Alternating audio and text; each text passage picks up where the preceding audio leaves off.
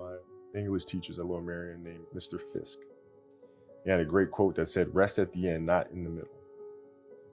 And that's something I always live by. I'm not going to rest. I'm going to keep on pushing now. There are a lot of answers that I don't have, even questions that I don't have. But I'm just going to keep going. I'm just going to keep going, and I'll figure these things out as we go, right? And you just continue to build that way. So I try to live by that all the time. I think stories is what moves the world, whether it's an inspirational story, it's an informational one. Nothing in this world moves without story, be it from the political world, sports world.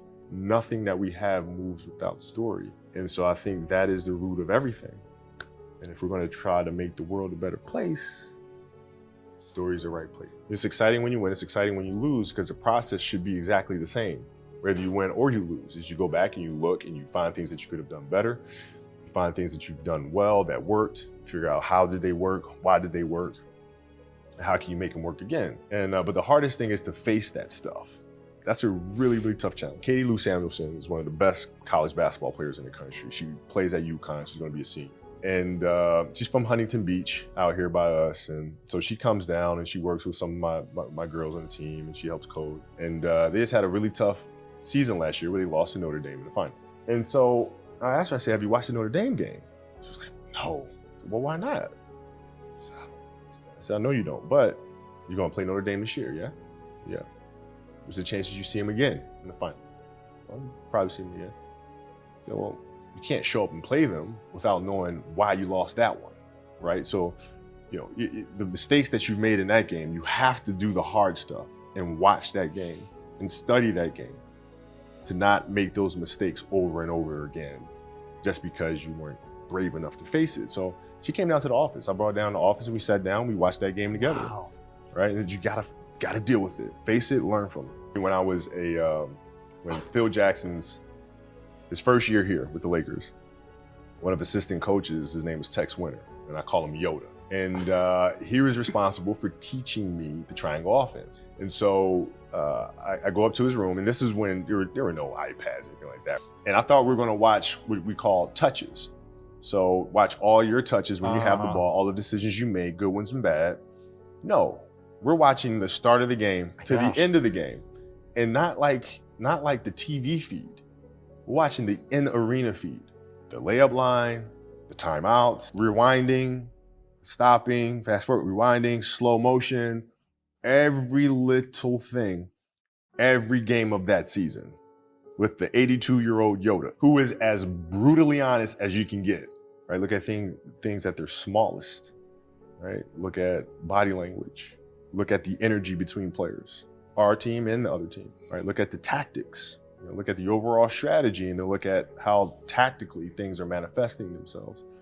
And because I watched so much film, then it gave me the ability to see game in real time as if I was watching film. A lot of times the game starts moving really fast. But if you train yourself to watch hours and hours of film, the game's not moving that fast anymore. You can really recognize who's doing what and why. Then you can position guys in the right places in real time. Understanding that nothing is ever perfect. But the challenge is try to get them as perfect as they can be. And what can you do? It's in your control. So control what you can. I can watch film all day long. It's gonna help me.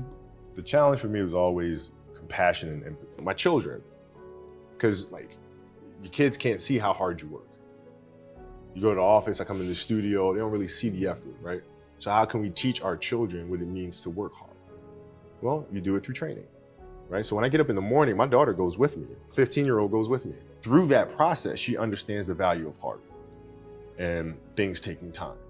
And the same thing with my 12-year-old, right? She practices every day. Right? And so it's through those behaviors is where I find the motivation. It has its ups and downs, right? Whether it's in marriage, or whether it's in the career. Things are never perfect, but through love, you continue to persevere and you move through them. You move through them. And then through that storm, beautiful sun emerges, right? And inevitably another storm comes. And guess what? You ride that one out too. Every kid, every person has the ability to put one foot in front of you, right? So if you're saying, okay, I'm going to climb Mount Everest, you're at the bottom of the mountain and you look up and you're going, no, I'm not. But if you break it down into sections and just one foot in front of the other, one step at a time, next thing you know, you're at the top of the mountain. I think the greatest fear that we face is ourselves. Actually, I don't think it's not anything that's external, anything that's superficial. I think the greatest fear you face is yourself, because we all have dreams, and it's very scary sometimes to accept the dream that you have.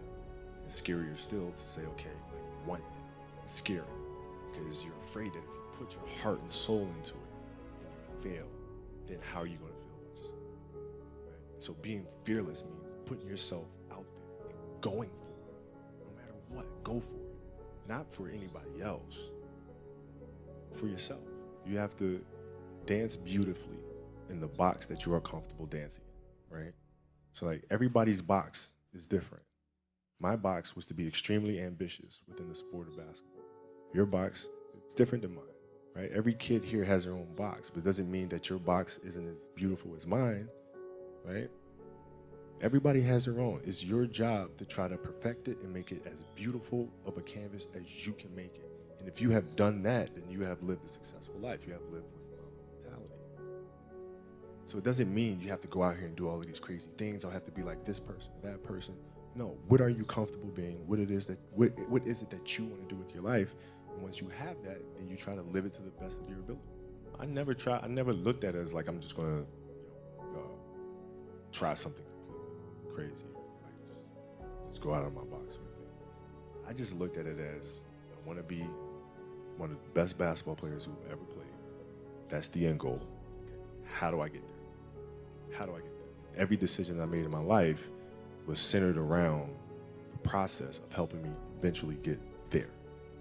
You know what I'm saying? So I had that purpose. And once I had that purpose, every decision that I made was centered around that purpose. My goal is changed drastically as I got older.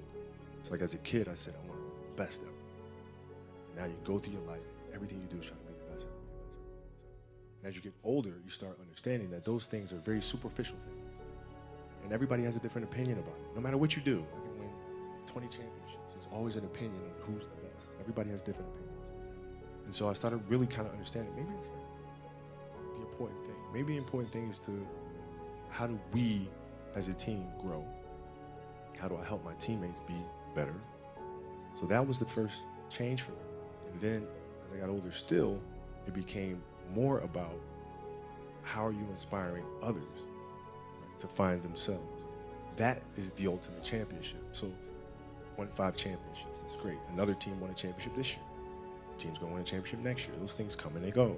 But what stays is, how do you use your passion and use that to inspire somebody else to create their passion? And then how can they pass that on to the next person? That is true success. So my goals have changed drastically from the time I was 6 years old to the time I was 17, to the time I was 25, and now